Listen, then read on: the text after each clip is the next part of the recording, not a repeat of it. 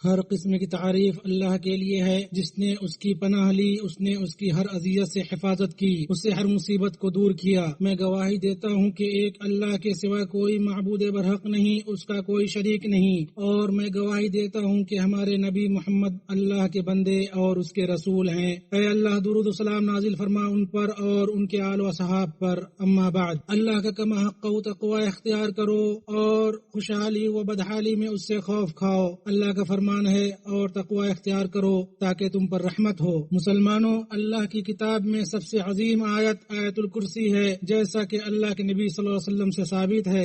اللہ لا الہ الا هو الحی القیوم لا تأخذه سنة ولا نوم له ما في السماوات وما في الارض من ذا الذي يشفع عنده الا بإذنه يعلم ما بين ايديهم وما خلفهم ولا يحيطون بشيء من علمه الا بما شاء وسع كرسيه السماوات والارض ولا يؤوده حفظهما وهو العلی العظیم۔ جو آیت الکرسی پڑھے گا برائیوں سے محفوظ رکھا جائے گا اور شیطانوں کی اذیت سے بچایا جائے گا۔ صحیح بخاری میں اللہ کے نبی صلی اللہ علیہ وسلم کی طرف سے یہ بات بتائی گئی ہے کہ جس نے اسے سونے کے وقت پڑھا اس کے ساتھ اللہ کی جانب سے ایک حفاظت کرنے والا فرشتہ لگا رہتا ہے اور اس سے شیطان قریب نہیں ہوتا یہاں تک کہ اس کی صبح ہو جائے۔ اور اس کے پڑھنے کی فضیلتوں میں سے وہ ہے جو اس حدیث میں وارد ہوا ہے کہ جس نے ہر فرض نماز کے بعد آیت الکرسی پڑھی اسے جنت میں داخل ہونے سے کوئی چیز نہیں روک سکتی سوائے موت کے۔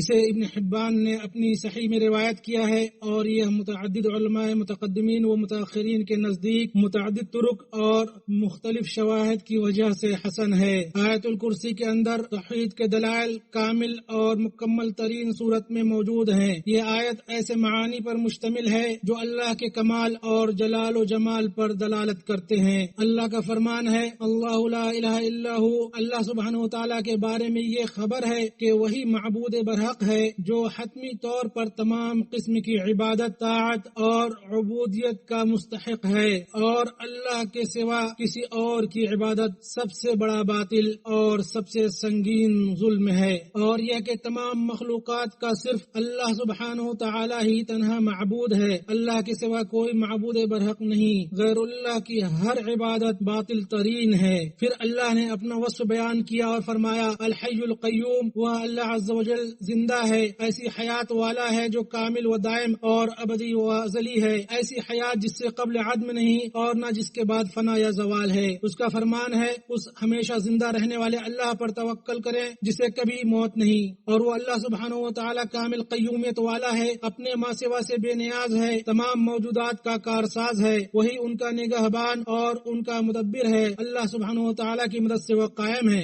اللہ کے کمال و تمام حیات اور کمال قیومیت میں سے یہ ہے کہ وہ اپنی ذات و صفات اور افعال میں کامل ہے، اسے کسی بھی شکل میں کوئی نقص لاحق نہیں ہوتا، چنانچہ نہ اسے اونگ آتی ہے اور نہ نیند اور نہ سہو و غفلت۔ اسلامی بھائیوں، اس آیت میں سچی خبر ہے کہ آسمانوں اور زمین میں جتنی چیزیں ہیں وہ سب باعتبار خلق و ملکیت اور تدبیر کے اللہ ہی کی قوت و بادشاہت، جبروت اور قدرت اور مشیت کے ماتحت ہے۔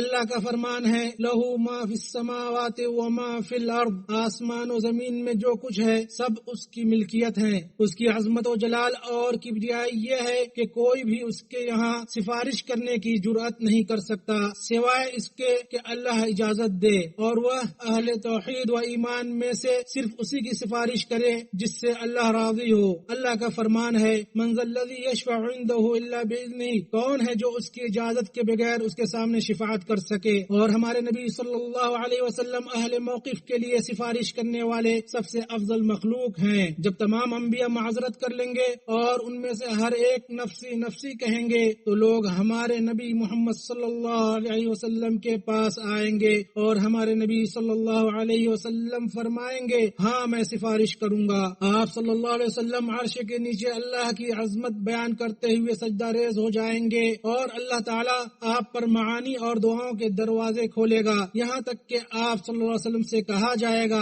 اپنا سر اٹھائیے، مانگیے آپ کو دیا جائے گا، اور سفارش کیجیے آپ کی سفارش قبول کی جائے گی۔ متفق علیہ۔ اسلامی بھائیوں، اللہ تعالیٰ کا فرمان یعلم ما بین ایدیہم وما خلفہم، یعنی وہ جانتا ہے جو ان کے سامنے ہے اور جو ان کے پیچھے ہے۔ اللہ سبحانہ و تعالیٰ کے علم کے بارے میں خبر ہے، اسے کامل علم ہے اس کا جو ہوا اور جو ہونے والا ہے اور جو نہیں ہوا، اگر وہ ہوتا تو کیسا ہوتا۔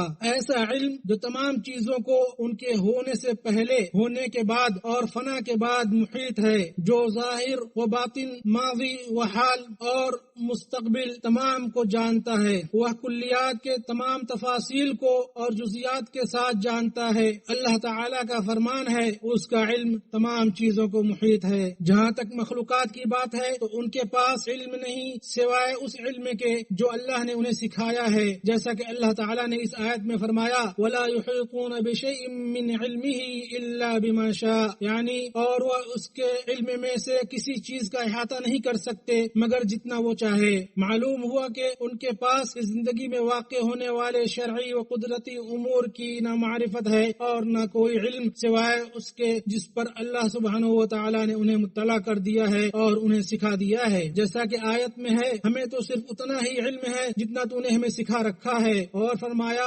آسمانوں اور زمین والوں میں سے سوائے اللہ کے کوئی غیب نہیں جانتا۔ اسی طرح اللہ کے اسماء و صفات اور افعال کا ہمیں اتنا ہی علم ہے جتنا ہم نے قرآن و سنت سے اس امت کے سلف یعنی صحابہ و تابعین کے فہم کے مطابق جانا ہے۔ اللہ کے بندو، اللہ کی کمال عظمت اور وسیع بادشاہت میں سے یہ ہے کہ اس نے خبر دی ہے وسیع کرسی السماوات والارض، یعنی اس کی کرسی کی وسعت نے زمین و آسمان کو گھیر رکھا ہے۔ ابن کثیر رحمہ اللہ نے فرمایا صحیح بات یہ ہے کہ کرسی عرش کے علاوہ ہے اور عرش اس سے بڑا ہے، جیسا کہ اس پر آثار اور اخبار دلالت کرتے ہیں۔ اس کرسی کی وسعت اور عظمت میں سے یہ ہے کہ یہ کرسی آسمانوں اور زمین کو اور جو اشیاء مخلوقات اور کائنات ان میں اور ان کے درمیان ہیں سب کو محیط ہے۔ ابو ذر غفاری رضی اللہ عنہ سے مروی ہے، انہوں نے کہا کہ میں نے رسول اللہ صلی اللہ علیہ وسلم کو فرماتے ہوئے سنا ساتوں آسمان کرسی کے مقابل ایسے ہے جیسے صحرا میں پڑا ہوا ایک کڑا، اور کرسی کے مقابل میں عرش کی عظمت ویسے ہی ہے جیسے کڑے کے مقابلے میں صحرا کی۔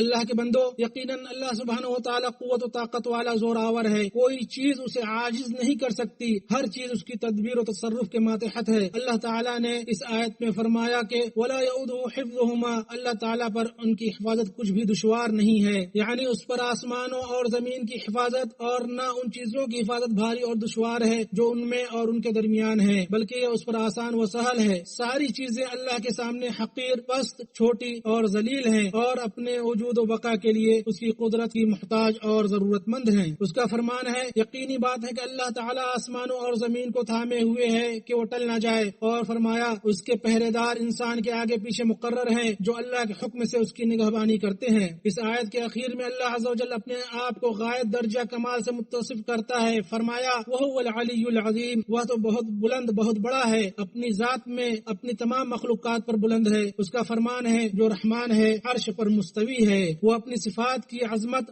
اور ان کے جمال و جلال میں بلند ہے، اور وہ الکبیر المتعال یعنی سب سے بڑا اور سب سے بلند و بالا ہے، ایسا بلند جو تمام مخلوقات پر غالب ہے، ساری موجودات جس کے تابع فرمان ہیں، جس کے سامنے مضبوط سے مضبوط ترین چیزیں پست ہیں اور گردنیں جھکی ہوئی ہیں، اور وہ العلی الکبیر یعنی بلند و بالا اور بہت بڑا ہے، اور وہ القاہر فوق عبادی یعنی وہی اللہ اپنے بندوں پر غالب ہے، وہ اپنی ذات، صفات اور بادشاہت میں عظیم ہے۔ اس حدیث قدسی میں وارد عظمت و کبریائی کی تمام صفات کو جامع ہے۔ عزت میرا اظہار ہے اور کبریائی میری رضا ہے، جو شخص ان صفات میں میرا مقابلہ کرے گا میں اسے عذاب دوں گا۔ اسے مسلم نے روایت کیا ہے۔ اللہ کے بندو، اللہ کی کما حق تعظیم کرو، اس کی کما حق قدر کرو، اس کی شریعت کی تعظیم کرو، اس کے اوامر اور اس کے رسول کے احکام کی پابندی کرو، کامیاب و کامران اور سعادت مند ہوگے۔ اللہ کا فرمان ہے اللہ تعالیٰ کا تقوی اختیار کیے رہو اے عقل مندو تاکہ تم کامیاب ہو۔ اے اللہ ہمیں وہ سکھا جو ہمیں فائدہ پہنچائے اور ہمیں مزید ہدایت، ایمان اور توفیق سے نواز۔ اے اللہ ہماری لغزشیں معاف کر، ہمارے گناہ مٹا دے اور ہمیں اپنے متقی بندوں میں شامل کر لے۔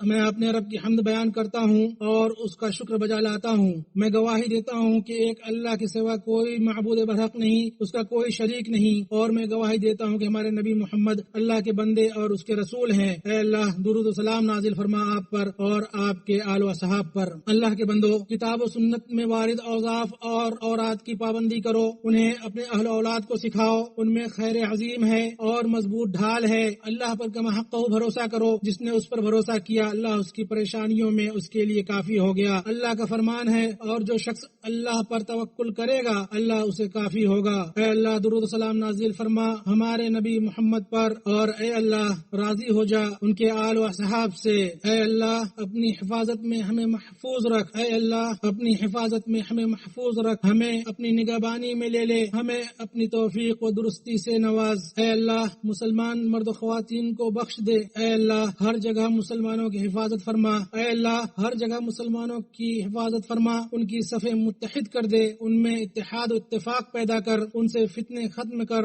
ان کے فقیروں کو مالدار کر دے، ان کے خوف زدہ کو امن عطا فرما، ان کے فوت شدگان پر رحم فرما، انہیں بخش دے۔ اے اللہ، خادم حرمین شریفین اور ان کے ولی عہد کو توفیق یاب کر، انہیں درست راہ پر رکھ اور ان کی حفاظت فرما، اور انہیں ان کاموں کی توفیق دے جسے تو پسند کرتا ہو اور جن سے تو راضی ہو، اور مسلمانوں کے تمام حکمرانوں کو ان کاموں کی توفیق دے جسے تو پسند کرتا ہو، جن سے تو راضی ہو، اور انہیں تمام ہدایتوں کی توفیق عطا فرما۔ اے اللہ، ہمیں بارش سے نواز۔ اے اللہ، ہمارے کمزوروں کی مدد فرما۔ اے اللہ، تیری ذات پاک ہے، ہمیں بارش کی ضرورت ہے، ہر جگہ بارش نازل فرما۔ اے اللہ، ہر جگہ مسلمانوں کی مدد فرما۔ اے اللہ، ہم تیرے فضل و کرم کا سوال کرتے ہیں، اے کریم، اے بہت زیادہ کرم کرنے والے، اے بہت زیادہ رحم کرنے والے۔ اے اللہ، ہماری دعائیں قبول فرما۔ ہم تیری حمد بیان کرتے ہیں، تیرے سوا کوئی معبود برحق نہیں، ہم تجھ سے مغفرت طلب کرتے ہیں اور تیری بارگاہ میں توبہ کرتے ہیں۔